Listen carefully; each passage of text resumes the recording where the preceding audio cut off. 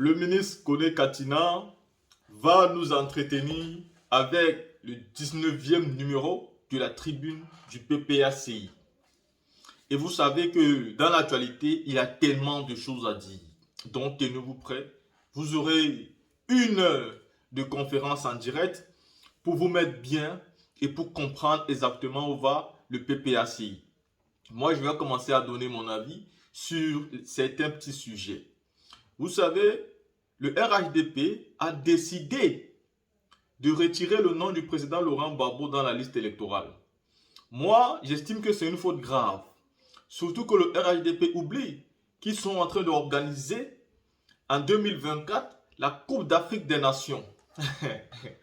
Quand tu réfléchis et que tu regardes la Coupe d'Afrique des Nations qui arrive, tu regardes le RHDP, tu te dis comment ils peuvent être aussi cons de vouloir éliminer le président Laurent Gbagbo à moins d'un an du début de cette compétition.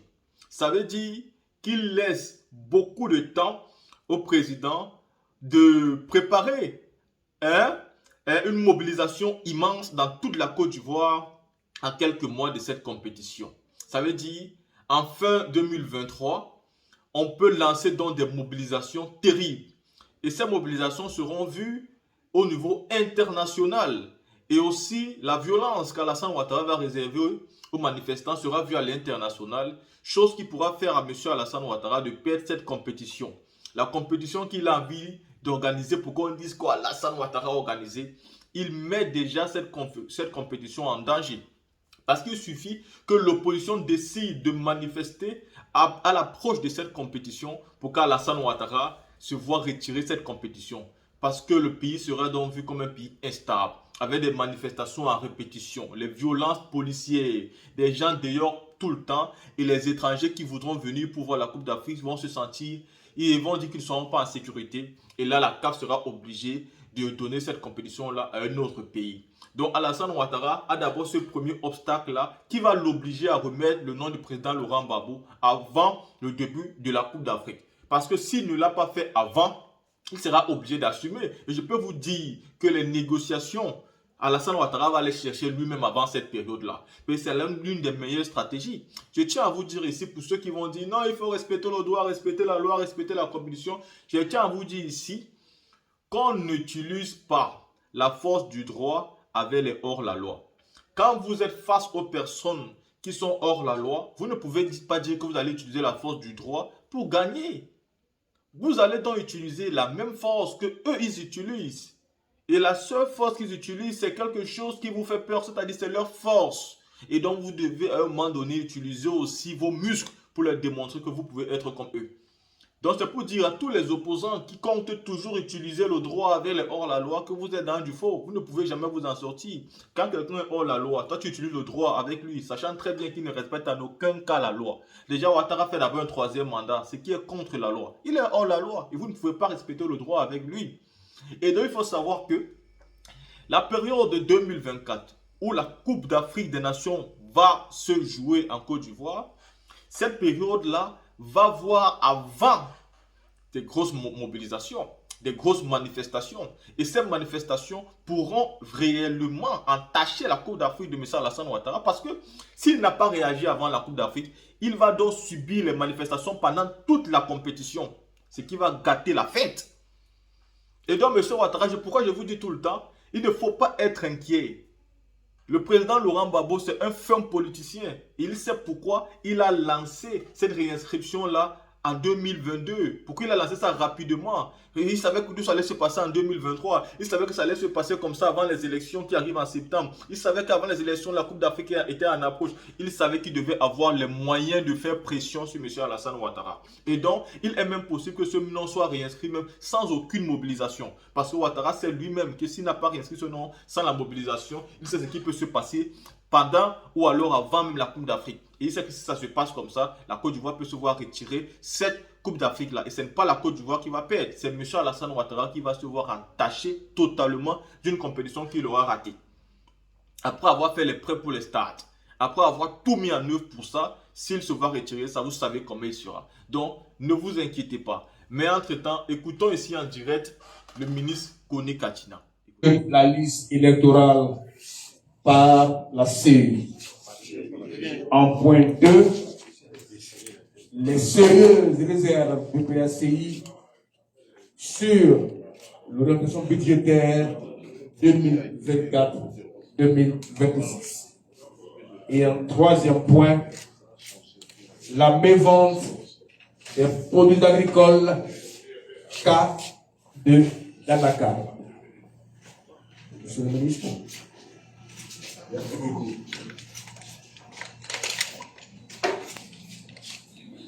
Monsieur le ministre, inspecteur locaux, membre du CSP, merci pour votre présence continue à nos côtés, une présence qui nous rassure et qui nous donne, je dirais, beaucoup plus de tonus à nos travaux. Encore merci pour votre présence continue. Je suis le député maire de Ouagayo, c'est le député maire du président Laurent Gbagbo. Merci d'être là. Je suis le vice-président exécutif Toutou, merci. Camarade secrétaire général adjoint, Tachati, Chérif, comme c'est déjà tout à fait. Merci d'être là. Chers camarades, membres de la direction du parti, chers membres des médias, membres de la commission communication, merci pour votre présence. Je voudrais d'emblée présenter nos excuses pour le retard avec lequel nous commençons les travaux, notre conférence. Mais cette fois-ci, nous sommes en retard parce que c'est les journalistes qui nous ont provoqués. C'est Africa 24 qui nous a provoqués. Je ne sais pas d'où ils tirent une information depuis hier qu'ils font circuler en bande déroulante sur leur écran, faisant état de ce que nous ne participerions pas, nous, le PPACI, aux élections, aux prochaines élections. Nous nous demandons leur source d'information. Évidemment, une telle source d'information qui arrive dans un contexte électoral ne peut pas passer inaperçue. Elle a tout l'air d'une manipulation et il était bon que nous puissions réagir. Évidemment, la commission communication a été occupée à réagir parce que l'information nous est parvenue hier du très tard et on ne peut pas la laisser passer. Voilà la raison pour laquelle nous commençons notre tribune avec de retard. Alors, vous pouvez tirer les oreilles à vos collègues de Africa 24. Ils ont donné une information qui n'est pas du tout juste. En tout cas, nous vous remercions pour votre présence à cette tribune, le 19e numéro de notre tribune PPACI. Et comme l'a dit tout à l'heure le chargé de maître de cérémonie, mon ami Yabré, Edouard, c'est un travail qui va nous prendre un peu plus d'une heure, et parce que nous allons débattre des questions qui nous sont sérieuses. Il y a 3 sujets essentiels. C'est d'abord quelle est la suite que nous donnons à l'entêtement de la CEI de ne pas réélire le président Laurent Gbagbo sur la liste électorale. Deuxièmement, nous le disons tous les jours, notre pays va tout droit dans le mur. Et quand nous le disons, les gens ont l'impression que nous faisons de la surenchère verbale parce que nous sommes dans l'opposition. Et pourtant, chaque jour que Dieu fait, les chiffres que eux-mêmes, le gouvernement donne, si vraiment le gouvernement était conscient avec lui-même, doit donner des insomnies. Donc nous allons critiquer le document de programmation budgétaire pluriannuelle qu'ils ont publié et qui contient des incohérences qui sont telles que nous devons nous inquiéter pour la suite de notre pays. Et le troisième point concerne la misère que vivent nos populations suite à la mévente des produits agricoles. Et le cas patent, c'est le cas de l'anacarde. Je suis doublement concerné en tant qu'Ivoirien, mais surtout en tant qu'originaire d'une région qui produit suffisamment d'anacarde et qui malheureusement chaque jour plonge nos populations dans la pauvreté. Voilà les 3 sujets sur lesquels nous allons concentrer l'essentiel de notre tribune. Évidemment, cette tribune se tenant dans un contexte préélectoral, vous convenez avec nous qu'elle ne peut pas se faire sans tenir compte de ce contexte qui va forcément l'influencer. Et avant d'arriver donc au plat de l'existence, nous faisons comme d'habitude rappeler certains actes, certaines situations, certaines les actions menées par notre parti pendant les 2 semaines écoulées. Nous appelons cette rubrique le PPA-CEI en mouvement. Et nous voulons tout simplement, il y a 3 informations à vous donner. La première, c'est que nous avons entamé des négociations, des discussions avec nos partenaires, le PDCI, en vue d'aller à des élections, aux élections prochaines, dans le cadre d'un accord électoral. Et les discussions ont eu lieu. Elles ont été parfois difficiles, elles sont encore même difficiles, mais elles ont au moins permis d'avancer, de nombreuses avancées. Des accords ont été conclus dans beaucoup de secteurs, dans beaucoup d'endroits. Il reste encore des questions pendantes sur lesquelles quelques désaccords persistent et qui ont été portés donc déférés à l'arbitrage des 2 présidents, leur Excellence Laurent Gbagbo, président du PPA-CEI, et Ram Kona Bédié, président du PDCI. Et comme nous sommes conscients que, selon le calendrier de la CEI, nous devons déposer les dossiers au plus tard le 19 juillet. Donc nous nous organisons dans ces discussions-là pour finaliser tout et puis être prêts dans les délais précis par les délais précis. Deuxième information, le président Laurent Gbagbo a effectué une visite privée hors du pays, évidemment en tant qu'homme politique majeur, acteur politique majeur, ce qui est privé, malheureusement concerne également le reste. Il a fait une visite privée et il est rentré le dimanche 2 juillet dernier. Le président exécutif de notre parti a également fait une tournée sur l'invitation de nos militants dans la région du Sud-Ouest, dans la région de San Pedro, il y a seulement quelques dizaines de jours. Voici les informations. On voulait échanger avec vous les points saillants des informations. Après avoir dit cela, nous passons au point 2, au point qui est relatif, le premier sujet, le premier point de l'ordre du jour, qui est quelle est la suite que nous entendons donner, le PPA-CEI entend donner au refus du gouvernement de la CEI, étant donné que pour nous les 2 forment une et même identité. Ce n'est pas un lapsus, c'est la réalité. Et donc la CEI et le gouvernement refusent donc de recevoir l'inscription du président Laurent Gbagbo sur la CEI et sur la liste électorale, en violation de tous ses droits les plus élémentaires. Évidemment, une telle forfaiture ne peut pas passer inaperçue. Oui, l'emploi bien le terme, c'est une forfaiture. En effet, nos populations sont choquées. Nos compatriotes sont choqués de ce traitement inacceptable qu'on puisse infliger à un ancien président de la République qui a contribué à créer, je dirais même, des conditions qui font qu'aujourd'hui ceux qui sont au pouvoir puissent jouir du pouvoir. Parce que si nous étions dans un parti du régime unique, je ne suis pas sûr que M. Ouattara aurait été président de la République de Côte d'Ivoire. Il n'en a aucune chance dans le cadre d'un parti unique. Il n'était pas là, il a fallu que des personnes se battent. Depuis 1970, un homme conduit cette lutte au prix de sa vie, de ses libertés. Cet homme s'appelle le président Laurent Gbagbo. On ne peut même plus calculer le nombre de fois il est allé en prison pour ça. Lui et sa famille. Pour que, effectivement, chacun soit libre d'exprimer ses choix politiques là où il veut dans le cadre démocratique. Et c'est ce qui fait que ce droit de vote reconnu, ce droit de choix reconnu à nos compatriotes a permis aujourd'hui au gouvernement de RHDP d'être là. Sinon, il n'y avait aucune chance pour eux, en tout cas, de se retrouver là où ils sont. Au moins, ils ont ce devoir moral de reconnaître cette vérité-là historique Et à défaut de le remercier, mais il ne peut pas enlever au président Laurent Gbagbo le fruit de sa bataille qu'il a engagée depuis pratiquement 50 ans.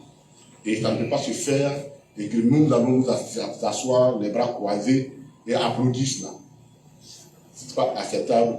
Et donc, nous entendons donner notre position sur la question parce que le 27 juin dernier, les rumeurs, les sources crédibles nous ont donné l'information selon laquelle, avant même que la commission centrale n'ait affilié sur le rejet de la candidature du président Laurent Gbagbo, M. Kone Sourou, qui représente le président Ouattara à la CEI, a pris sur lui-même, en tant que superviseur de la circonscription de Cocody, a pris sur lui de rejeter l'instruction de contentieux qui a été portée par d'abord 350 jeunes Ivoiriens qui ne sont pas d'accord, jeunes de la commune de Cocody, qui ne sont pas d'accord avec ce rejet et qui ont porté ce contentieux conformément à l'article 12 du Code électoral, et le président Laurent Gbagbo lui-même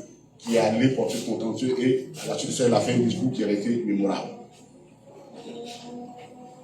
Un tel dossier qui concentre sur lui toute l'attention et toutes les crispations, qui a fini même par crisper la spontanéité publique, une seule personne, fut-elle la représentant du président de la République, ne peut pas s'arroger le droit de refuser et de rejeter la candidature du président Laurent Gbagbo. C'est assez prétentieux, c'est même trop prétentieux pour lui. C'est trop prétentieux pour M. Kone Sourou.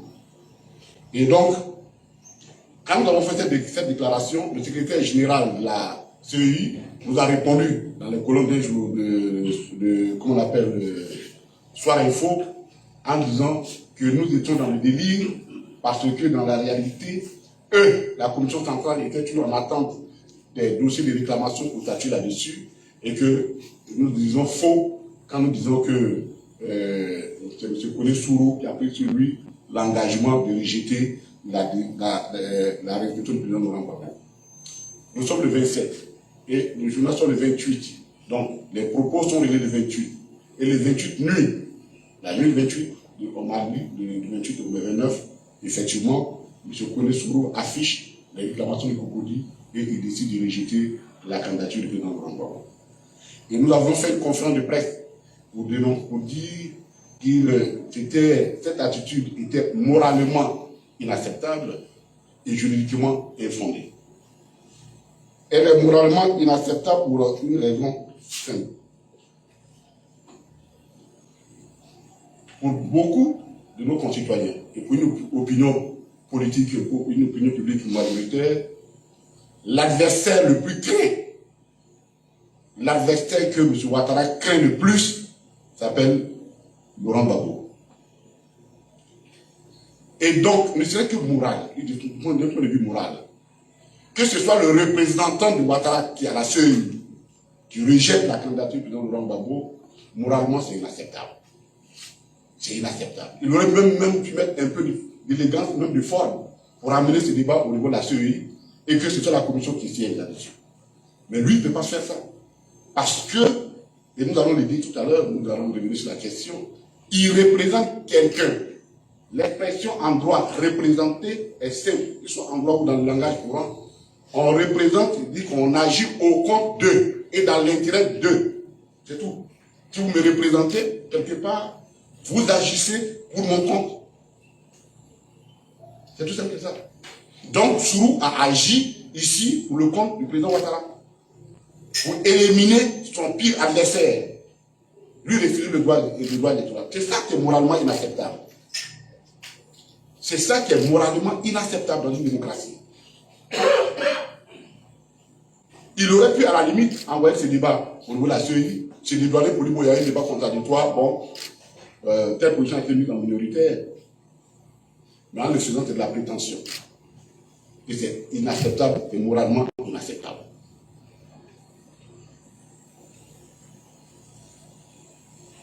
Deuxièmement, cette décision est juridiquement infondée. Parce que ni la CEI, encore moins un commissaire de la CEI, n'ont la compétence pour s'opposer à une décision de justice. Or, le président Laurent Gbagbo, en allant s'inscrire, en allant réinscrire sur la liste électorale, il est parti avec le document qui justifie sa restriction, l'arrêt de la Cour africaine des droits de l'homme. La CEI a beau se débattre, elle est soumise à cet arrêt, sans aucune autre forme.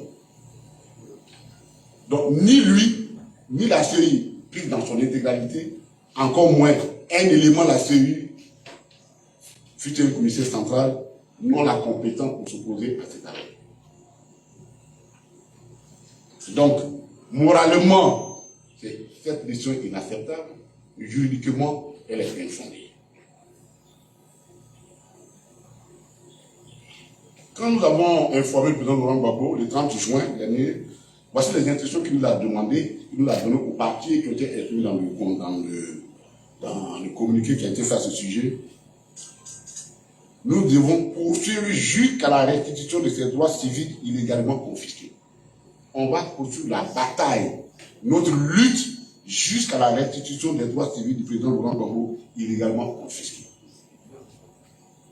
Deuxièmement, nous n'allons pas nous laisser distraire parce que c'est de la distraction.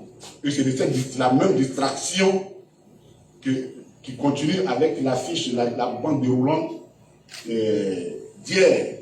Parce que dans la réalité, il veut passer par tous les moyens pour nous empêcher d'aller aux élections, en pensant que nous allons détruire l'essentiel et ne pas aller aux élections prochaines. Le président a demandé que si ça ne tient qu'à son cas, il faut bien que nous allions aux élections. Parce qu'il sait qu'en le refusant, c'est pour démobiliser nos militants. Et il ne faut pas que nous tombions dans ce piège. Au contraire, cette situation d'injustice doit remobiliser nos militants pour aller à l'avant et affronter ou gagner ces élections qui viennent. Le pari de gagner encore le maximum, de marquer notre présence de façon effective et très visible sur le territoire, sur la scène politique ivoirienne. Donc, les institutions du président Laurent Gbagbo nous mettent en ordre de bataille. L'autre partie en ordre de bataille. En ce qui concerne la première instruction, c'est-à-dire nous battre jusqu'à ce que les droits du président Laurent Gbagbo les droits civiques soient restitués,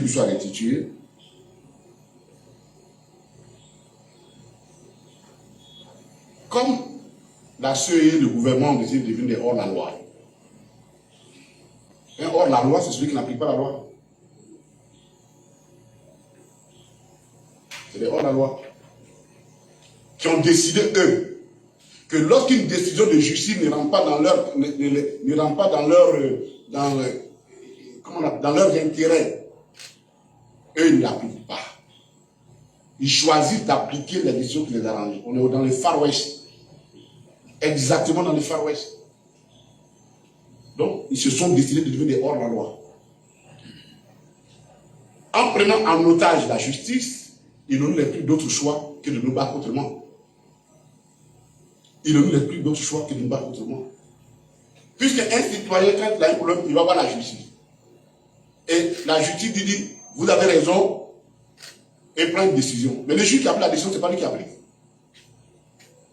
C'est vrai, la décision est vêtue d'autorité, la chose jugée, mais ce n'est pas lui qui l'a pris sur le terrain, c'est l'État. C'est le président de la République qui est garant de l'indépendance de la justice et garant de l'exécution des décisions judiciaires. Donc, lorsqu'un gouvernement décide, moi je trie les décisions, il n'y a pas autre expression qu'un hors-la-loi. C'est un gouvernement hors-la-loi.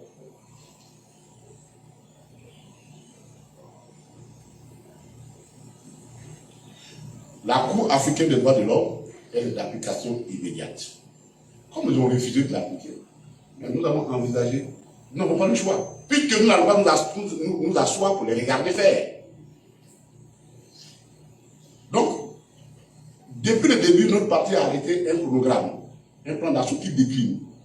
Les gens ont l'impression que nous sommes assis, nous ne travaillons pas. Non. Nous sommes en train de décliner le programme qui a été arrêté par les directeurs de parti pour gérer ce dossier. Nous avons espéré la voie judiciaire, la voie du droit, mais on ne fait pas du droit, elle est hors de la loi.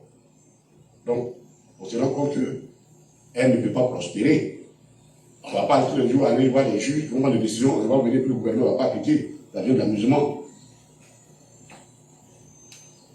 Et donc, pour le moment, nous sommes à la phase, la deuxième phase, qui consiste à informer toutes les chancelleries présentes en Côte d'Ivoire. Nous avons commencé cette démarche. Non seulement les chancelleries, mais tous les responsables, tous les leaders d'opinion civile, notamment les chefs religieux, les communautés religieuses. Nous sommes en train de faire de l'information. Parce que nul n'ignore et que nul ne soit surpris de ce que nous ferons par la suite.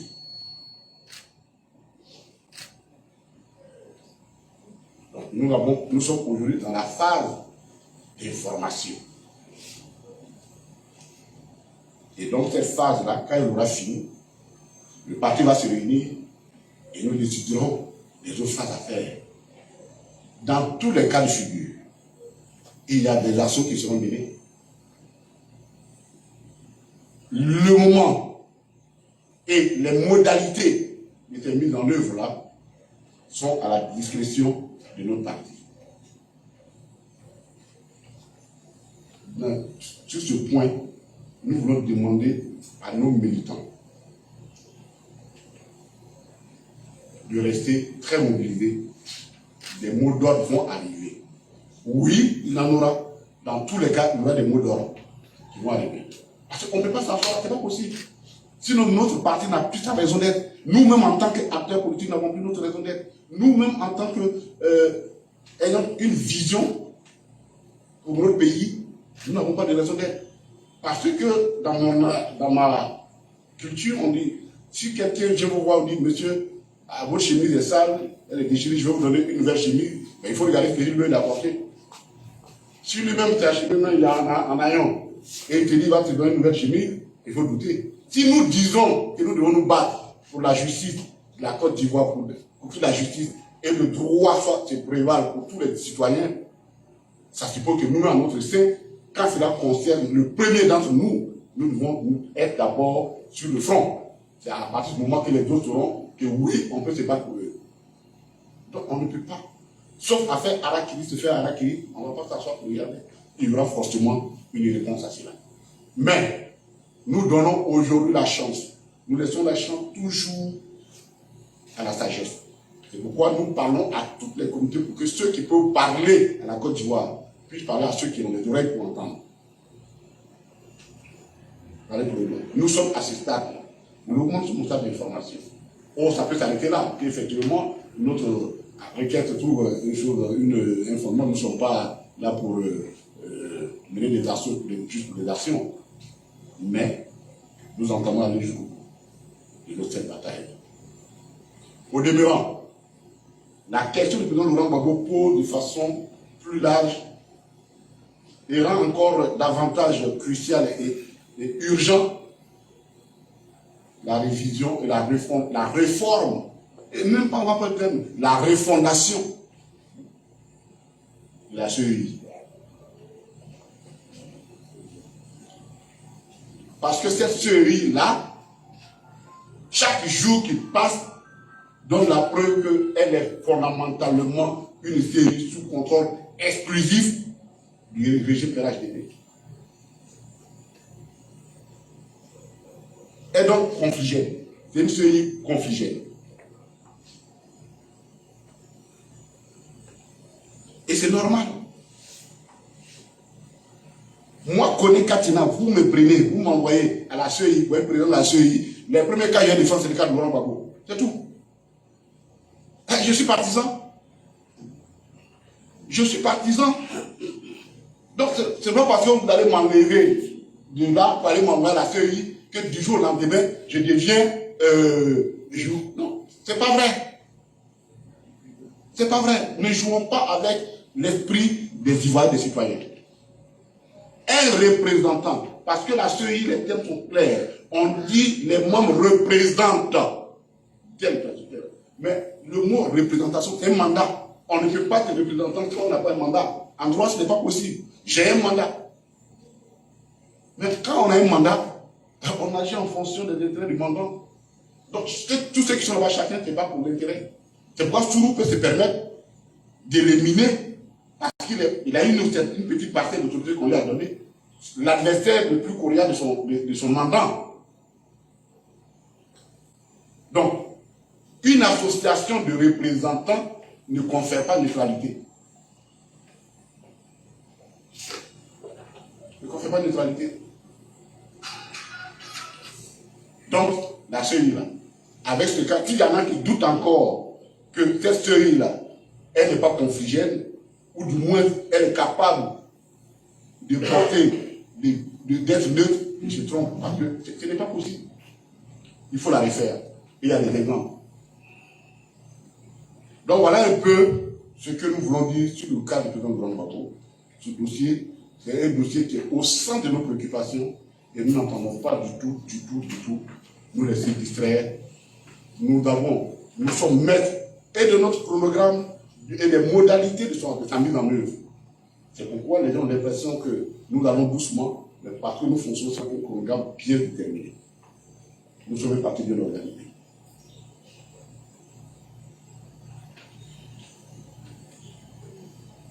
Et la réforme de la CEI devient pour nous une priorité absolue.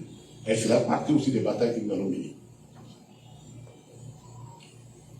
Alors, le second point concerne la situation financière, économique et financière de la Côte d'Ivoire. Il y a une vraie catastrophe. Je voudrais avant tout propos saluer certaines personnes, parce que quand nous venons faire cet exercice, c'est parce que des personnes ont accepté de travailler volontairement pour le compte du parti, de façon bénévole.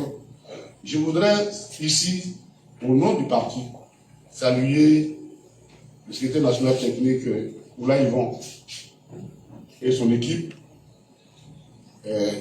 Charles, M. Ouattara Victor et Britannique, qui n'est pas là, Boiseau. Ils sont chargés des questions budgétaires, bancaires, et je peux vous dire, et j'ai le devoir, l'honnêteté de dire que toutes les recherches, c'est eux qui le font. Les travaux de recherche, c'est eux qui le font. Nous faisons mettre en musique, en orientant les recherches dans l'orientation politique, mais c'est eux qui le font. Vraiment, merci. Merci pour tout. Et je vais également saluer le SNT Charles de l'Agriculture, qui ont travaillé énormément, qui a travaillé également sur mon sujet, et également saluer mon cabinet, le professeur Secret, qui est chargé de superviser, son équipe superviser les activités de la tribune. Il est important que ceux qui travaillent dans l'ombre, nous puissions leur dire merci pour ce travail qu'ils ont fait. Merci beaucoup. Alors, le gouvernement de Côte d'Ivoire a élaboré son document qu'on appelle le document de programmation budgétaire et économique pluriannuelle. Je rappelle le nom, s'appelle document de programmation budgétaire et économique pluriannuelle. En abréviation, DEP.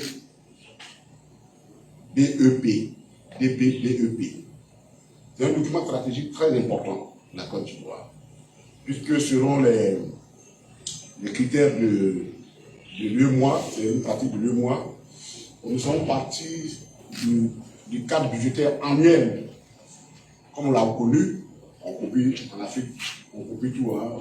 Dès que l'Europe change, ben, nous on les copie, sans même chercher si c'est bon ou pas, mais en tout cas, l'Union européenne fonctionne comme ça, les pays européens fonctionnent comme ça, sur une programmation pluriannuelle, donc budgétaire, et nous avons adopté, bon, ça va des choix que nous l'avons.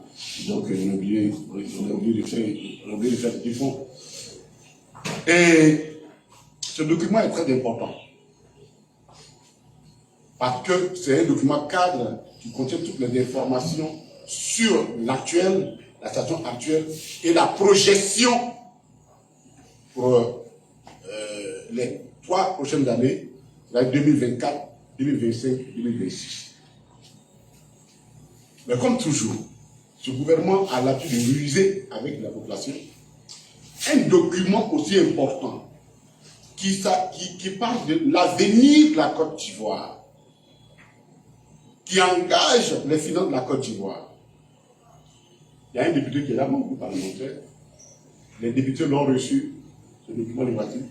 Ils l'ont reçu que 3 jours avant le débat parlementaire. Si on n'a rien à cacher, on ne se comporte pas comme ça. Si on n'a rien à cacher, on ne se comporte pas comme ça. Et le 26, lundi 26, il a donné lieu au débat au niveau de l'Assemblée nationale. Et le 3 juillet dernier, il a donné lieu au débat au Sénat. C'est un document qui fixe les objectifs d'équilibre budgétaire et financier à moyen terme. En application des députés de l'UEMOA, c'est l'UEMOA qui a demandé ça. Comme toujours, la Côte d'Ivoire dit, alors on explique pour que vous compreniez. Ce sont des suppositions. Ce sont des hypothèses que le gouvernement émet des suppositions.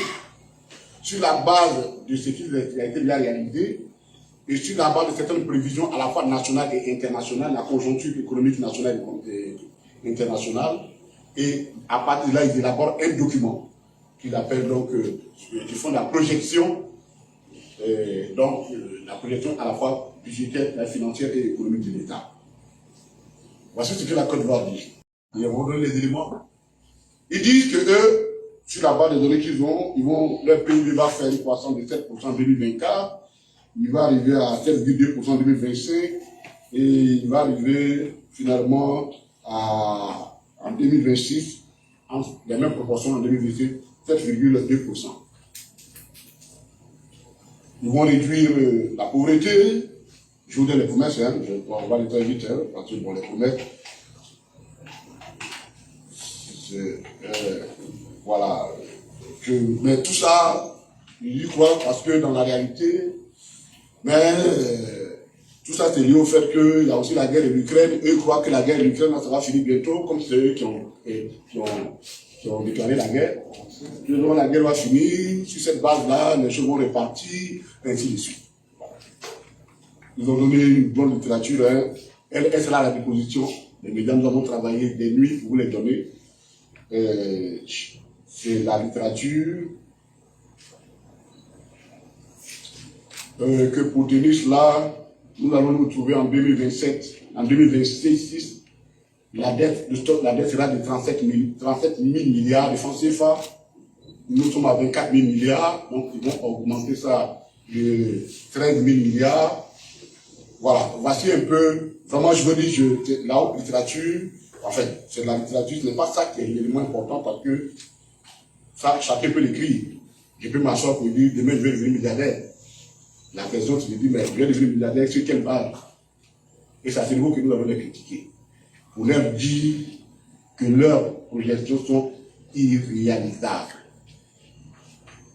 La projection du gouvernement de Côte d'Ivoire, les projections pour 2024, 2025, 2027, 2026 et l'horizon 2030 est irréalisable. Et nous allons vous donner les raisons chiffrées avec des chiffres à l'appui.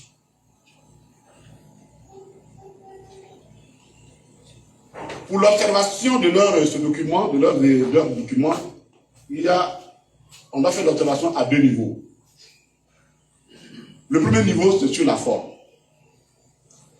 Le gouvernement ivoirien, tout le monde sait, et d'ailleurs, certains ce matin a chiffré,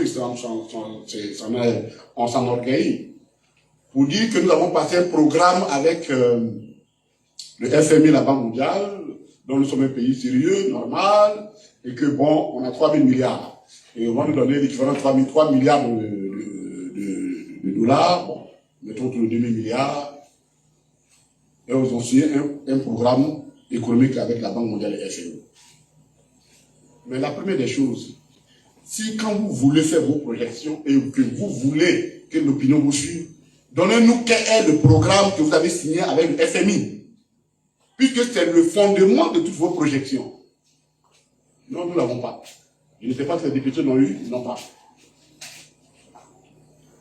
Or, sans ce document, venir parler de projection économique, c'est de faire une homélie dans une église. C'est une homélie. Jésus est Dieu, Jésus va revenir bientôt. Et lui qui croit, qui peut croire, mais c'est une homélie, parce qu'on n'a pas besoin de preuves.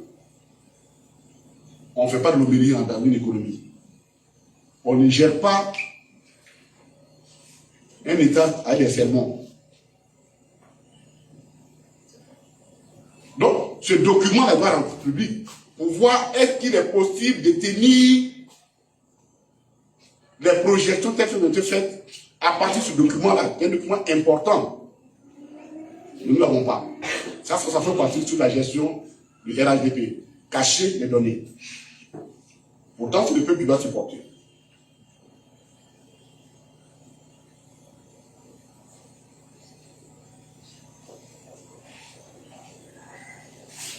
Sur le fond, et ça c'est très important pour nous, nous allons prendre point par point.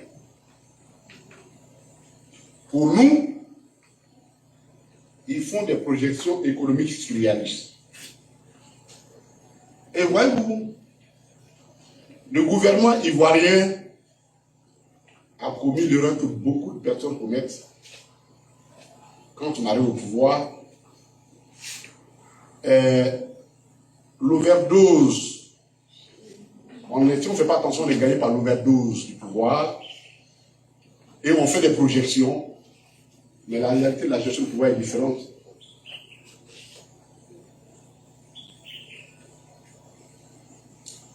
En 2011, l'État du gouvernement a bénéficié de deux avantages inédits en termes économiques. Premièrement, il y a les acquis du PPTE qui ont diminué de façon substantielle le stock de la dette de la Côte d'Ivoire, le poids de la dette de la Côte d'Ivoire.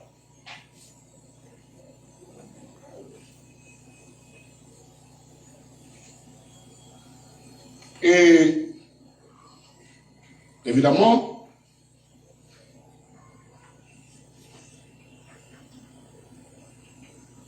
qui dit diminution du stock de la dette, donc une marge de manœuvre de refinancement.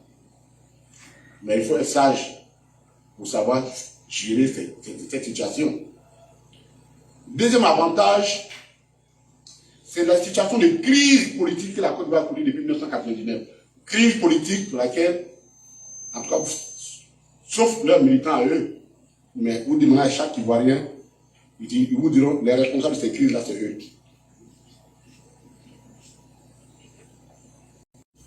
Pour l'histoire des PPTE, on ne va pas revenir, on en a suffisamment parlé, on ne va pas revenir là-dessus dans notre précédent. Mais on va s'arrêter un peu sur pourquoi ils se sont laissés gagner par l'overdose et ils sont entrés dans la vente d'illusions sur la base des crises qui ont eu lieu. En économie, il y a très simple. Chaque période qui succède une période de crise profonde, qu'elle soit militaire, politique, tout ce que vous voulez, correspond toujours à une période qui succède une période de croissance. C'est une croissance mécanique. C'est une croissance mécanique. C'est-à-dire, je les donne, dans mon village, il y avait une antenne de la relais de la RTI. En 2003, on ne sait pas pour quelle raison, en 2002, la rébellion, quand ils sont allés casser, cette antenne l'a fait tomber. Ils ont levé tout le monde, puis ils sont allés vendre.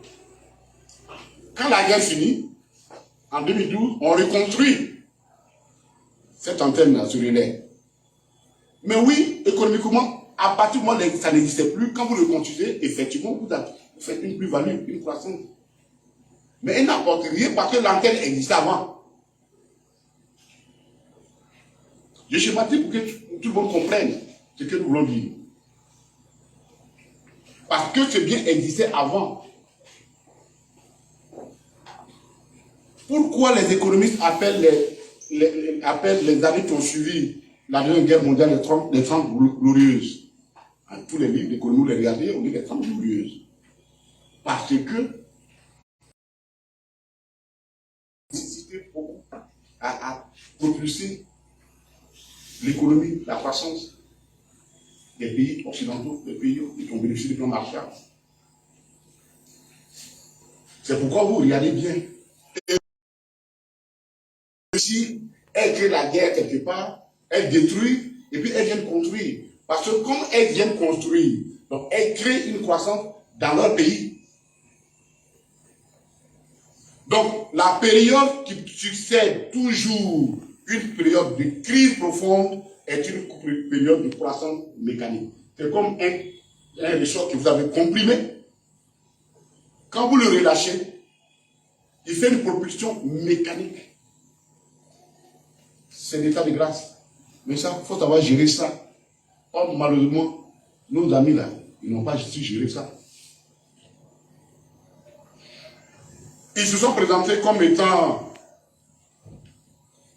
les experts extraterrestres, des Deus Ex Machina, descendus directement de l'Inde pour sauver la Côte d'Ivoire. Et même à la fin de leur mandat, ils ont dit qu'il n'y avait personne en Côte d'Ivoire en dehors d'eux-mêmes pour continuer ce travail-là. Et donc, ils ont forcé un autre mandat. Mais la réalité est tout autre. Vous ne pouvez pas, à partir d'une croissance mécanique, et on va vous donner des exemples de croissance mécanique qui ont eu lieu et qui justifient, en Côte d'Ivoire, les pics de croissance qui succèdent toujours des pics, des moments de crise. Des moments de crise. La plus grande croissance en Côte d'Ivoire a été enregistrée en 1964, le taux de croissance. Ça, ce sont les données de la Banque mondiale que nous sommes allés chercher dans les données de la Banque mondiale. C'était de 17,6%. C'était la fameuse année du miracle. C'était après la crise de 1963. Il y avait deux crises en 1963. Une grosse crise de sécheresse. Il y a eu beaucoup de plantations qui étaient brûlées. Et puis la crise au sein du PDCI qui avait freiné un peu, qui avait effet parce que qu'on appelait la pouvoir avait purifié le PDCI en écartant les fameux complots et ainsi de suite. Et quand c'est fini, les gens se sont retrouvés et l'économie, là, il y avait une chute de la croissance économique et l'économie en 1964, l'économie est partie et nous sommes partis à 17,6%. C'est le pic le plus élevé de croissance en Côte d'Ivoire. Nous sommes en 1964. En 1972, on atteint notre pic de 12,9%. Mais quand vous l'analysez, ce pic est la suite logique de la crise énergétique des années 70, créée suite après la crise la première guerre israélo-palestinienne, qui avait entraîné flamber les coûts des énergies et qui avait donné une certaine ralenti l'économie. Et par la suite, l'économie, quand cette guerre a cessé, l'économie est partie, on a cette pic-là de 12,9%. En 1997, nous avons eu également un pic de 9,6%. C'était l'effet induit de la dévaluation de 1994. Notez ça, parce que nous, on ne parle pas au hasard. On ne fait pas de l'homélie. Nous, on parle de l'effet. En 2010, oui, en 2010, et on va revenir là-dessus, la Côte d'Ivoire, malgré la situation de crise, a connu un taux de croissance de 6,8%. Ceux qui ont été là, on avait fait, on était dans, non, un taux de croissance de 6,8% en 2010. C'était l'effet normal, combiné de deux choses. Les accords de Ouaga, qui avaient fini par faire tomber la fièvre, une nouvelle espérance, et puis le point d'achèvement PPTE de 2009, qui avait donné une nouvelle espérance à la Côte d'Ivoire. Et en 2013, il y a eu le pic de 10,8% qui est lié au fait qu'on vient d'atteindre le point d'initiative, le point d'achèvement du PPTE et qu'il y avait une marge de manœuvre. Voilà l'historique économique de la Côte d'Ivoire. Donc on ne peut pas faire l'économie si on veut comprendre ce que nous allons vivre, ce que nous sommes en train de vivre actuellement.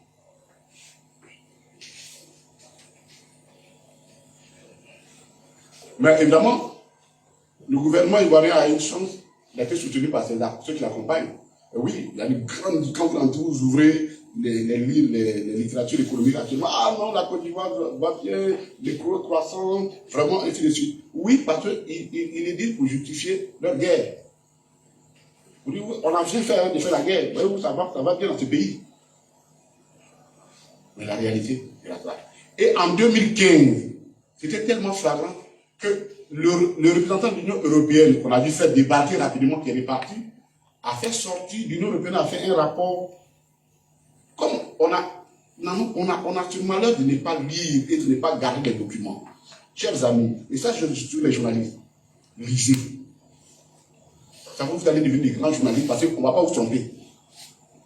En 2015, l'Union européenne a fait un rapport pour dire, attention, la Côte d'Ivoire va dans les murs. Malgré tous les efforts, ce pays-là va dans les murs. Les 6 mois qui ont suivi, le représentant de l'Union européenne a été remplacé.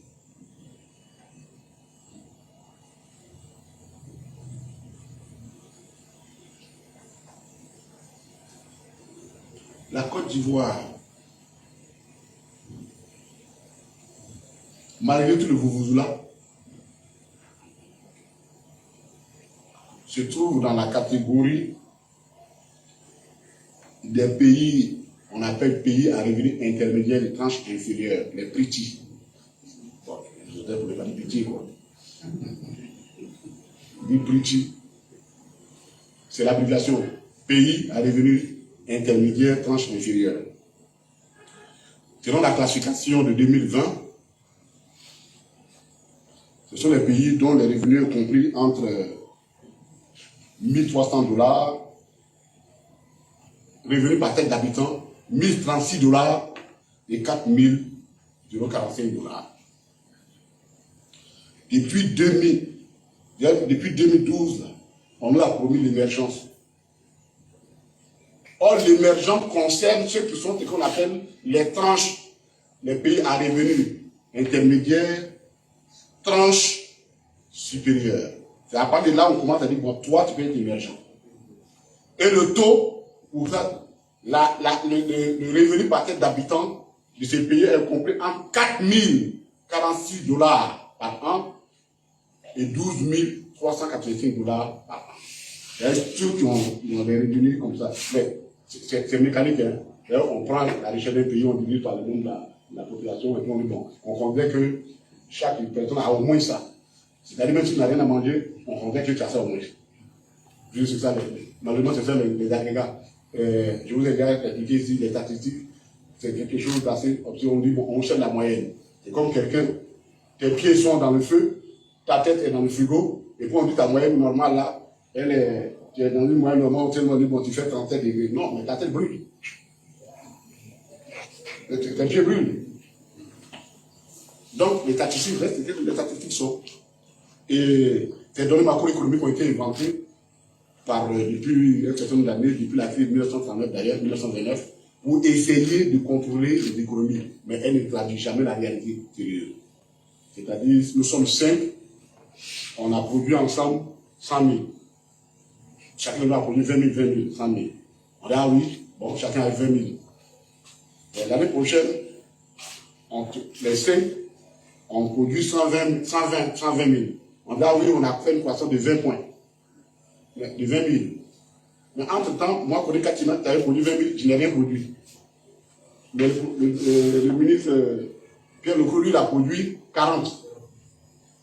Donc, quand on fait les calculs, on dit, ah non, on a produit. Mais entre-temps, moi, je suis devenu pauvre. Voilà, je vous donne vraiment, c'est caricaturé, mais pour que ceux qui m'écoutent comprennent les chiffres qu'on leur donne. Ce n'est pas la magie, c'est tout simple que ça. Donc, nous sommes là, malgré tout ce qu'on fait là, on est dans la même catégorie que le Burkina Faso, que le Bénin, que le Mali, que le Cap. Il y a une liste que je vais vous joindre d'ailleurs. Dans ma voiture pour m'envoyer, parce que je vais dans le journaliste. Voici notre catégorie. Malgré tout ce qu'on fait, c'est dans ça qu'on est. Et donc, ils disent qu'ils vont porter maintenant, et se débattent pour porter ça, pour qu'on sorte de cette catégorie. Mais la Banque mondiale dit attention, c'est que vous dites là, quand on regarde, il y a un problème, nous on a un problème avec ça. Il y a un rapport de la Banque mondiale qui a fait un document qu'on appelle document de soutien à la stratégie de développement à l'horizon 2030, élaboré par le gouvernement ivoirien. Voici ce que dit ce rapport. De 2015 à 2020, le nombre de pauvres a augmenté de 680 000 personnes dans les zones rurales. C'est-à-dire que depuis que le RHDP est au pouvoir, le nombre de pauvres, ce n'est pas Kone Katina qui le dit, ce n'est pas le PPAC qui le dit, c'est le rapport de la Banque mondiale qui dit que le nombre de pauvres en zone rurale s'est accru de 2015 à 2020 de 681 000 personnes. Je dirais même ménages. Cependant, en zone urbaine, le nombre de pauvres a diminué de 1 million. C'est très important. Donc, sur les 6 ans, le stock, on peut dire, bon, qu'ils ont travaillé, ils ont diminué le nombre de pauvres. Finalement, il y a 380 personnes qui est la différence entre les 681 et 1 million, les 200 et quelques personnes, 319 personnes, 319 000 personnes sont sorties de la pauvreté. Ça, c'est le stock, c'est-à-dire l'écart entre le nombre de pauvres qui a augmenté au niveau de la zone rurale et le nombre de pauvres qui a diminué au niveau des zones urbaines. Mais c'est ce que nous dénonçons tous les jours. Une croissance appauvrissante. Et la Banque mondiale va plus loin. Pour dire, malgré toutes ces croissances, on ne comprend pas pourquoi il n'y a pas d'emploi pour les jeunes. Il n'y a pas d'opportunité d'emploi. Mais on va vous expliquer plus loin quand nous avons révisé les données budgétaires. Et que les inégalités sont telles que la Côte d'Ivoire court le risque d'une déflagration sociale. Parce qu'en Côte d'Ivoire, 20% des ménages les plus riches consomment 68% des produits d'économie, consomment 80% de la production économique à Abidjan. Et les 10% des plus pauvres consomment à peine 1%.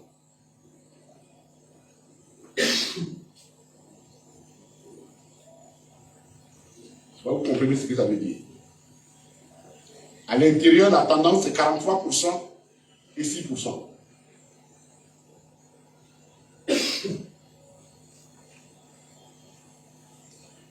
Et la Banque mondiale dit, si vous voulez tenir votre rythme, vous vous dites que votre programmation c'est tel pourcent. Non, il faut que vous arriviez à 8% de taux de croissance pour pouvoir espérer sortir de l'ornière dans laquelle vous vous trouvez.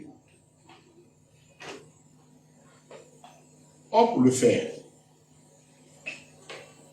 selon la Banque mondiale, le PIB, le produit intérieur brut de la Côte d'Ivoire, en 2022 s'élève à 69,76 milliards de dollars. Pour qu'on puisse changer et tomber dans la catégorie des pays émergents, il faut le porter à l'horizon 2030 à 116 852 milliards de dollars. Donc il faut augmenter 49 milliards de dollars, en supposant, selon la théorie du gouvernement, que la population ivoirienne n'augmente pas. C'est-à-dire, on est 29 millions là, que nous 29 millions n'augmentent pas. Vous comprenez pourquoi on fait les accidents. C'est-à-dire que comme on ne peut pas, on peut limiter autrement, hein. On peut maintenir le nombre constant autrement. Parce que c'est un rapport PIB, population, c'est ça qui donne le revenu par tête d'habitant. Si ta population augmente au même rythme que ta croissance économique, il n'y a pas de croissance par tête d'habitant. Tu as une croissance, il n'y a pas de croissance par tête d'habitant. Donc, pour qu'on arrive à sortir de la situation là, il faut que dans les 5 prochaines années, la population ivoirienne n'augmente pas, mais et que le taux de croissance puisse se tenir autour entre 8 et 9%. En toute honnêteté, on va nous casser au bout, quoi. Ils vont nous casser. C'est pas possible. Ou bien ils vont nous envoyer notre épidémie. Donc, ce n'est pas réalisable, tout simplement. Les projections de la Côte d'Ivoire ne sont pas réalisables. C'est tout simplement ça. Donc, c'est des bourses là. C'est faux. Ils ne peuvent pas, ils n'en ont pas les moyens. Pourquoi? Parce que dans la réalité, ils ont une économie, une croissance appauvrissante, ou une raison très simple. Tout à l'heure, nous avons essayé rapidement dans notre là-dessus.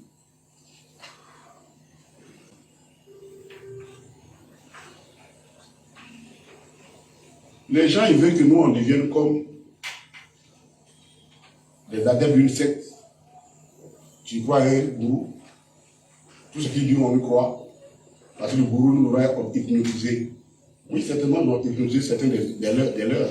Mais nous n'avons pas hypnotisé toute la Côte d'Ivoire. Nous ne sommes pas dans une secte de la Côte d'Ivoire et on ne peut pas croire au propos d'un gourou qui dit oui, la Côte d'Ivoire va bien et puis nous, on va s'asseoir pour applaudir. Quand on a tous ces chiffres-là.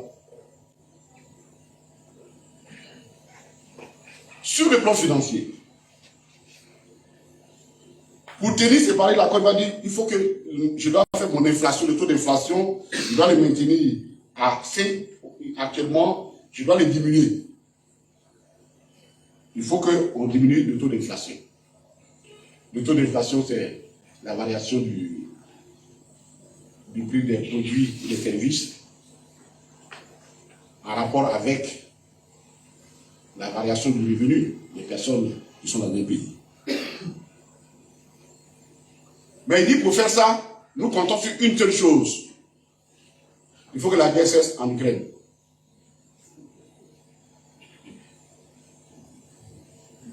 Mais, aussi, pourquoi ils n'ont pas accompagné la délégation qui arrive à Poutine pour lui demander pardon? Vous ne pouvez pas faire des projections sérieuses sur cette base-là. Vous ne pouvez pas. Mais pourquoi ils font partie? Ils n'ont pas le choix. C'est vrai que les économies interagissent, elles sont intégrées les unes aux autres. Mais enfin, quand même,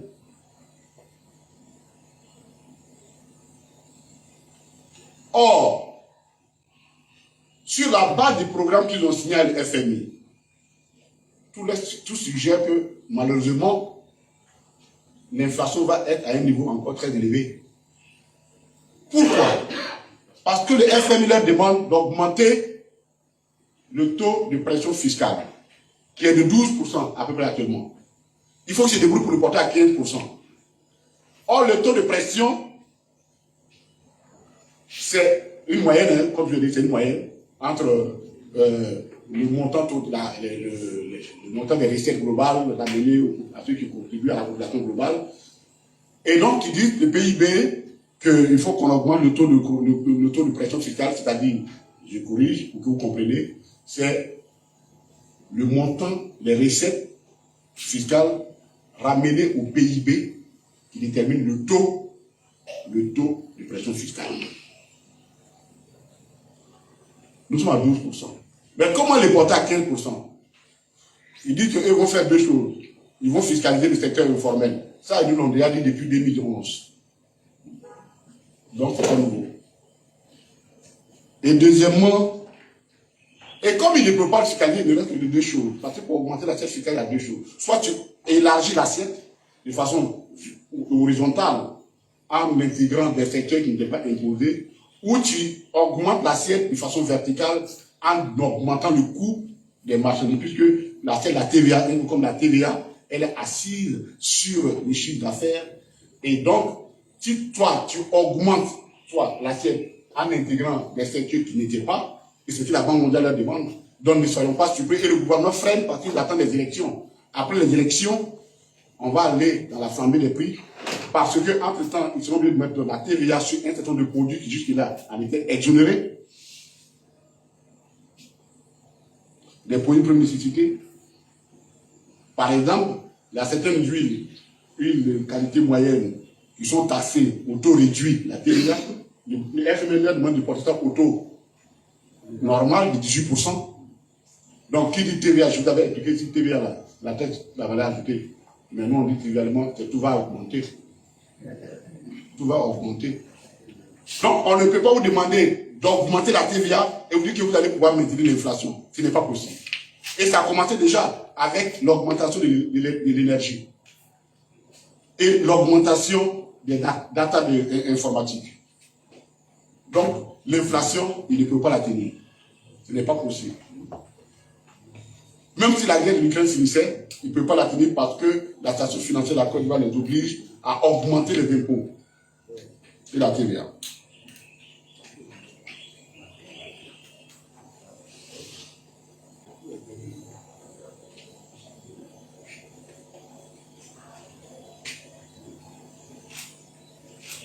Sur la dette. Alors là, la situation est grave. Chers amis,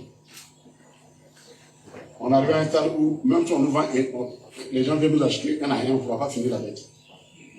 Quel que soit le prix auquel on va nous acheter.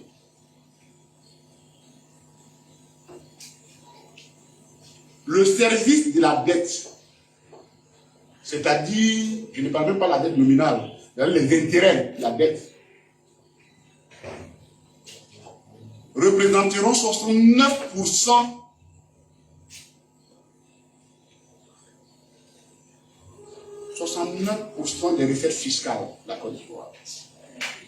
C'est-à-dire, les impôts qu'on va prendre, qu'on vient de prendre là, 69% sera servi à payer les services de la dette. Ils disent, on va se débrouiller, mais on va ramener ça à 65% en 2024. Sans nous expliquer comment ils vont le faire. Alors que on vous a dit que ce n'est pas possible. 69%. Donc, le service de la dette prend les 2/3 de nos recettes fiscales.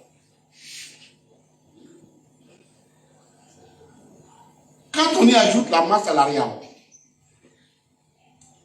en 2024, elle fera 32% des recettes fiscales, hors don. Et en 2026, 27%, la masse salariale. Ils disent qu'ils vont diminuer la masse salariale. Or, je vais vous expliquer comment ce n'est pas possible. Le rapport masse salariale. Quand vous prenez ces deux rubriques, c'est-à-dire service de la dette, plus la masse salariale, en 2024, elle représente 101%, 101,3% des recettes fiscales. C'est-à-dire que quoi? Que la Côte d'Ivoire, quand elle a fini de payer sa dette, elle a fini de payer ses fonctionnaires, il lui faut maintenant aller chercher du crédit pour venir même faire fonctionner ses services. Parce que ces recettes domestiques ont été englouties par ces deux rubriques. 101% du service, les recettes fiscales sont englouties par le service de la dette et par la masse salariale. Et comme on leur dit, moi, votre histoire, on ne peut pas, il faut diminuer. Il dit oui, on va se débrouiller pour diminuer ça en 2025. On va renvoyer les deux à 92%.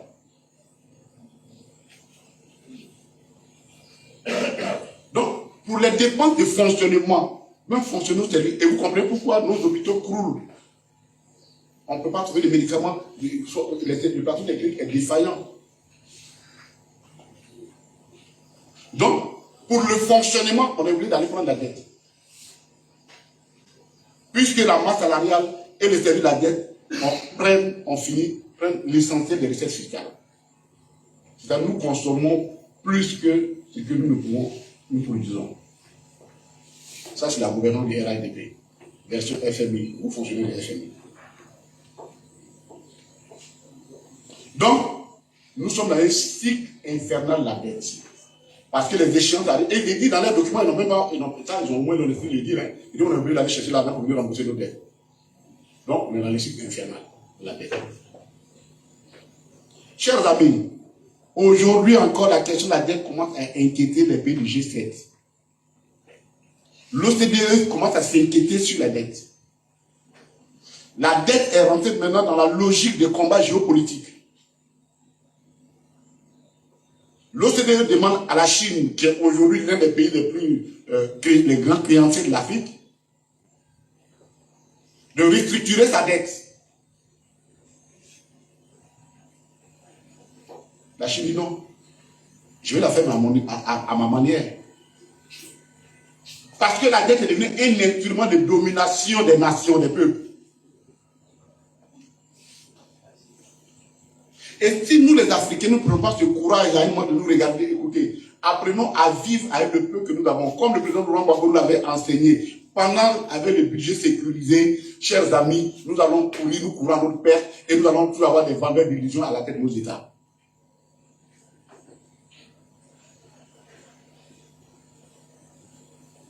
Donc la question de la dette, c'est une question d'ordre patriotique.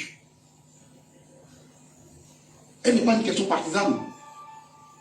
Parce que moi, je n'ai pas l'intention de laisser mes enfants esclaves d'une dette qui a été prise de façon démesurée parce que quelqu'un voulait faire plaisir à se glorifier lui-même pour dire, moi, je suis le plus grand bâtisseur du monde. Ça ne passe pas ça. Et vous voyez, je prends tout mon sérieux pour le dire, parce qu'il s'agit d'achever la Côte d'Ivoire. Les pays africains aujourd'hui commencent à s'interroger. La dernière fois, aux assises en France, le Kenya, le président Kenya a été obligé de renouveler la section soutenue par les Sud-Africains. Nous pensons même qu'au niveau du PPACI, on va faire une tribune spécialement sur la question de la dette, parce qu'elle a même un lien avec nos choix démocratiques. Parce qu'aujourd'hui, vous prenez un pays comme le Ghana, le cycle, les choses, pourquoi les Ghanais sont endettés? Ils ont 4% de... Leur démocratie, ils renouvellent les yeux à 4% chaque 4 ans.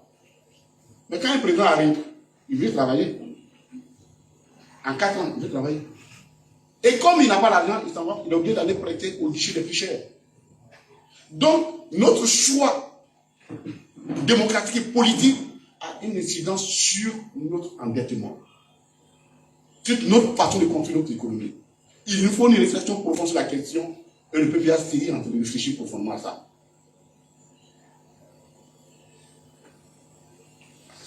La masse salariale. Selon les documents, le gouvernement dit qu'ils vont diminuer la masse salariale de 2024 à 2026 pour rester dans le ratio de l'Union africaine, de l'UEMOA. Alors, on a deux choses. Comment il va diminuer la masse, à votre avis? Est-ce qu'il va licencier des gens? Il va diminuer le salaire des gens? Parce que plus vous recrutez, et normalement, ils sont obligés de recruter, plus la masse va augmenter proportionnellement. Donc, dire qu'il veut diminuer la masse salariale, ça aussi c'est une prêche. C'est pas vrai.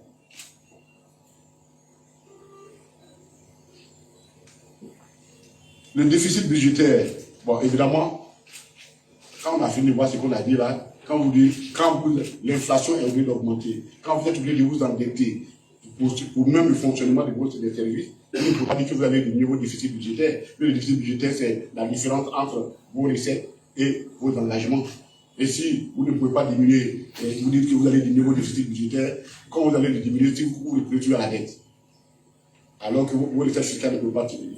Donc, l'un mis dans l'autre, le document budgétaire, de programmation budgétaire qu'on nous a donné du coup que la Côte d'Ivoire est mal barrée et que nous avons de sérieux soucis. C'est faux. Il n'est pas réalisable et nos députés ont eu bien raison de le critiquer et nous devons le dire aux Ivoiriens, les gens là, ils nous mentent.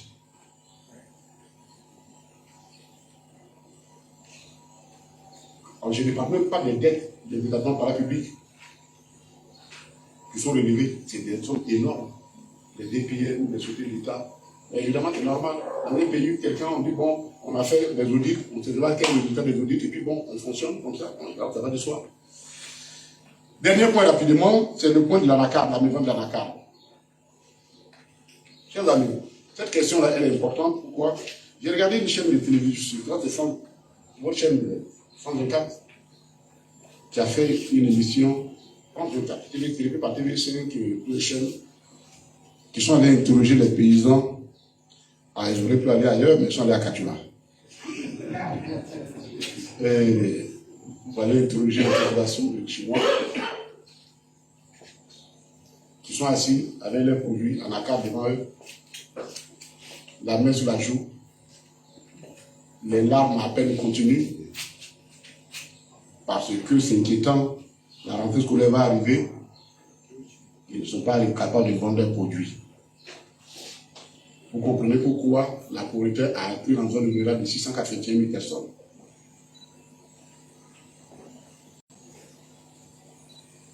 Et nous le disons sur la base des chiffres, nous le disons sur la base de notre expérience personnelle. Aujourd'hui, nos populations ont abandonné les cultures vivrières. Elles se sont engagées dans l'anacarde. Non seulement on ne leur vend plus, on ne leur achète plus l'anacarde, mais en plus, ils n'ont plus d'argent pour acheter des produits vivriers. Voilà ce dans quoi nous trouvons. Et pourtant, on nous avait dit, quand nous étions au pouvoir, nous, que nous n'aimons pas du tout les gens du Nord. C'est pourquoi nous n'achetons pas l'anacarde à 1000 francs le kilogramme. Et que eux, qui les aiment plus que moi-même qui suis là-bas, ils vont acheter ça à 1000 francs quand ils vont revenir. Je vous le dis parce que la propagande a quelque chose de très, très vilain dans une économie. Les paysans ont cru, ils ont abandonné les cultures vivrières normales. La Côte d'Ivoire est devenue le premier producteur d'anacarde du monde, avec plus d'1 million de tonnes. Et parce que tout simplement, la motive de responsabilité, de courage, et je dirais même, c'est le fruit d'une irresponsabilité politique. Il faut dire les choses parce qu'elles sont. De quoi s'agit-il? Nous sommes nés, nous avons la cinquantaine, on a découvert les plants d'anacarde. Nous, on les aimait, parce que le jus est doux. On allait au pays, et tu bois. Quand on met des punais entre midi et deux, les mères avaient cette fâcheuse manière d'attendre 11h45 pour donner leur problème de mathématiques. Heureusement, Dieu merci, je m'en sortais, je ne suis pas très bien. Les pauvres élèves qui n'en voulaient pas, ils restent en classe. Et quand les maîtres travaillent, ils escaladent. La clôture pour aller couper un peu d'anacarde pour boire le jus et trancher la faim. Et on les reconnaissait par les rayures de leur kaki. Parce que c'est un produit particulièrement salissant.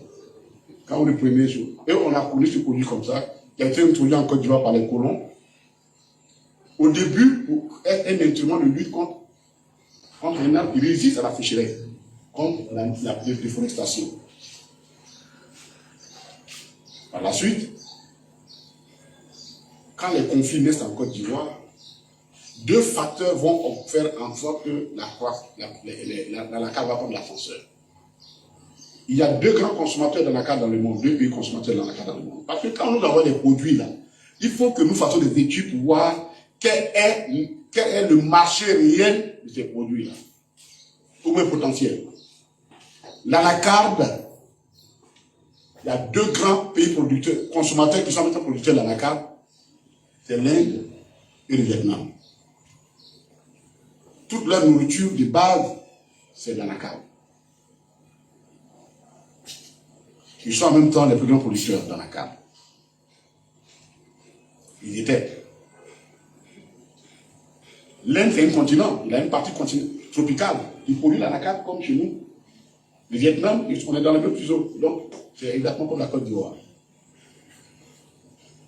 Il se trouve qu'à partir des années 90, deux facteurs vont augmenter la demande d'anacarde dans le monde. Une forte sécheresse en Inde détruit les plantations. Et puis, de l'autre côté, il y a le Vietnam qui vient de finir, qui était vraiment à 15 ans après, comment on appelle sa dernière guerre de décolonisation avec les Américains, commence à se ressaisir. Donc, la demande d'anacarde devient forte. Les Indiens donc se retournent vers le continent africain et font la promotion de l'anacarde. Mais ils ne sont que les deux plus grands consommateurs. Ce n'est pas la même chose que le cacao. L'industrie du cacao, c'est 1000 industries dérivées du cacao. C'est-à-dire, quand on prend le cacao, il y a 1000 industries, c'est-à-dire 1000 produits dérivés du cacao. Ce n'est pas la même chose que l'anacarde. Et donc, quand ils arrivent, ils augmentent, ils donnent des prix intéressants pour stimuler la croissance. À partir de 95, 2000, la croissance explose. Les gouvernements s'en servissent parce que ça leur permet d'augmenter dans l'exportation, d'augmenter les devises.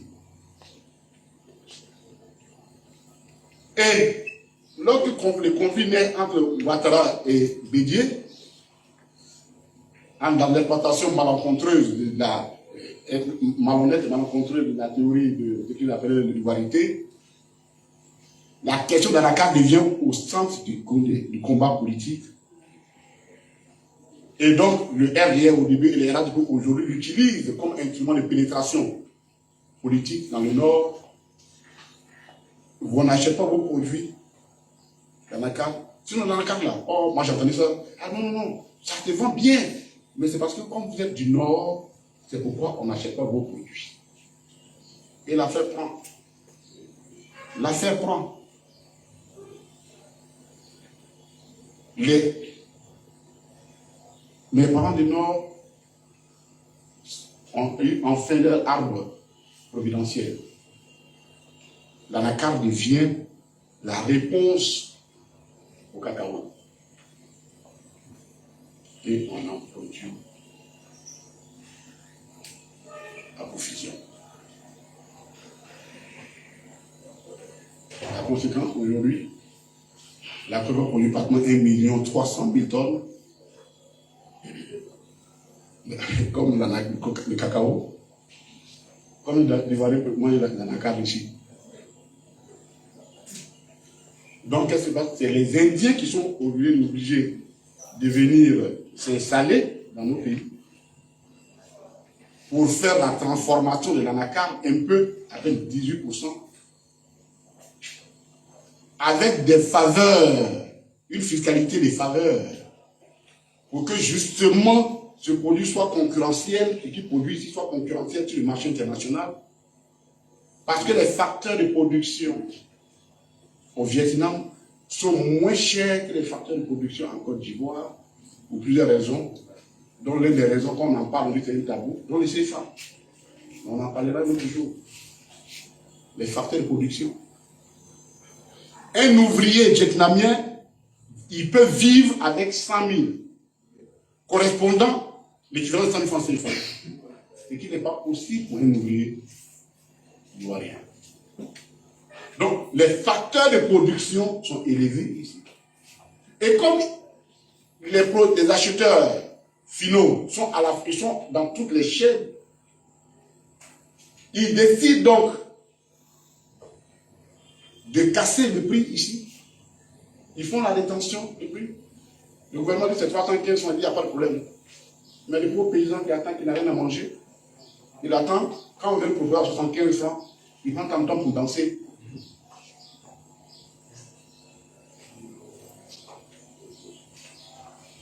Et pourtant, le Nord, il y a des alternatives. Il y a une alternative. Donc, l'anacarde, la situation de l'anacarde, c'est la conséquence directe de la propagande politique qui a servi au RADICaux et qui aujourd'hui se retourne contre lui. On ne va pas rentrer dans, je vous donnerai tous les détails, les journalistes, si vous voulez le voir, c'est des documents fournis, fouillés, qu'on vous donne. Il faut donner les prix, quelques prix, choses, mais ce n'est pas important. Je veux dire, dans la réalité, aujourd'hui, le problème de l'anacarde, il faut le traiter autrement.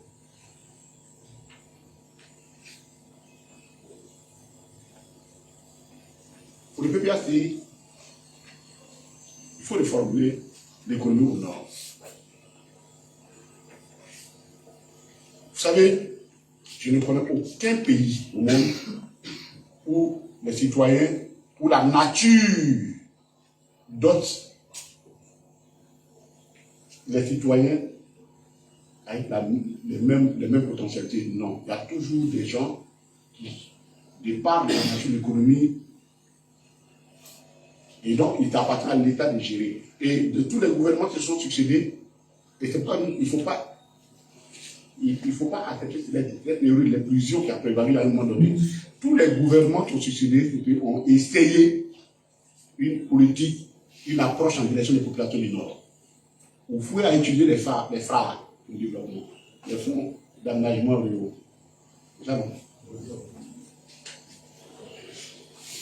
Et le potentiel, c'est une sorte de péréquation. Quand une opération, on voulait construire une école dans mon village, on disait, bon, vous, participation des populations, c'est 15-20%. Mais la même école, quand on veut la construire à Zopé, on dit participation de la population, c'est 70%. Et l'État, 30%. Voyez-vous la péréquation que l'État essayait de faire pour répartir autant qu'il pouvait le peu qu'il avait entre les populations. Vous pouvez étudier les phares. Ce qui a tué les phares, c'est la corruption. Mais l'idée était bonne, la péréquation. Quand le plan Gbagbo vient, lui, l'alternative, c'est la décentralisation. Il dit qu'il faut décentraliser le pouvoir politique et économique et il crée sa politique de décentralisation autour des départements et des communes. En rapprochant, en réduisant la distance entre les décideurs et les populations. Parce que dans les phares, là, quand on te dit on t'a donné 30 millions, c'est comme l'eau de sécheresse. Quand tu arrives avant d'arriver à Yamtogro, il reste 25 millions. Quand tu es à Yamtogro, arrive à Boaké, il reste 20 millions. Quand tu arrives à Katoula, il reste 15 millions. Chacun prend un peu, finalement, on n'arrive rien. Donc le président Gbagbo dit, on va créer la décentralisation. On crée la décentralisation. Et qui a aidé notre pays pendant la situation de crise. Et quand les autres arrivent, ils veulent copier la décentralisation, mais il la copie mal et il crée des régions qui ont du mal à financer et qui éloignent d'autant le service par rapport à la chose, qui éloignent les centres de décision. Donc, il y a des options à faire dans notre pays. C'est catastrophique ce qui se passe au nord. C'est catastrophique. Nous pensons, en toute honnêteté, il faut qu'on finisse avec le fétichisme de l'arbre. L'économie fétichiste de l'arbre, il faut qu'on en finisse avec.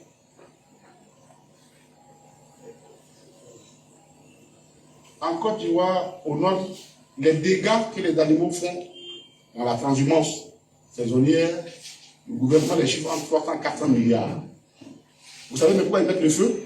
Parce que, comme la sécheresse commence plutôt au nord, dans le pays du Sahel, en descendant, ils envoient leurs bêtes pour les pâturages dans le nord de la Côte d'Ivoire. Et quand ils arrivent, au moment où ils arrivent en Côte d'Ivoire, c'est la saison sèche, l'herbe est forte, donc ils sont obligés de mettre le feu à la brousse pour que les repousses se fassent très vite pour permettre à leurs bœufs de goûter. Voilà, et ça coûte 400 milliards.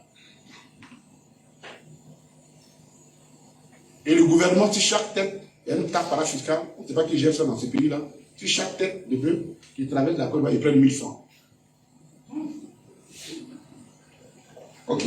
Et quand vous prenez ces 1000 francs, vous donnez à qui? Parce que ce n'est pas vos terres qu'on détruit.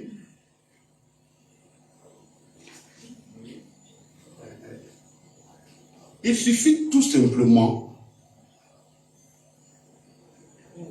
d'aider les populations du Nord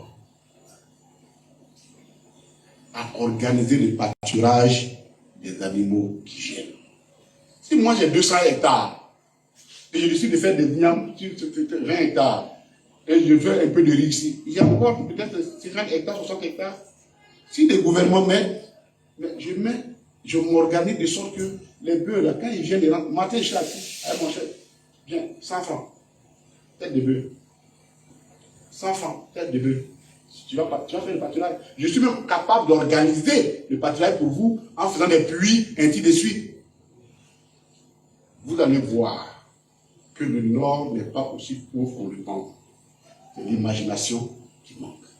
Parce qu'on a ancré toute notre économie autour de l'arbre. Et c'est ça qui est notre problème aujourd'hui. C'est ça qui est notre problème aujourd'hui. Donc, il y a beaucoup de possibilités.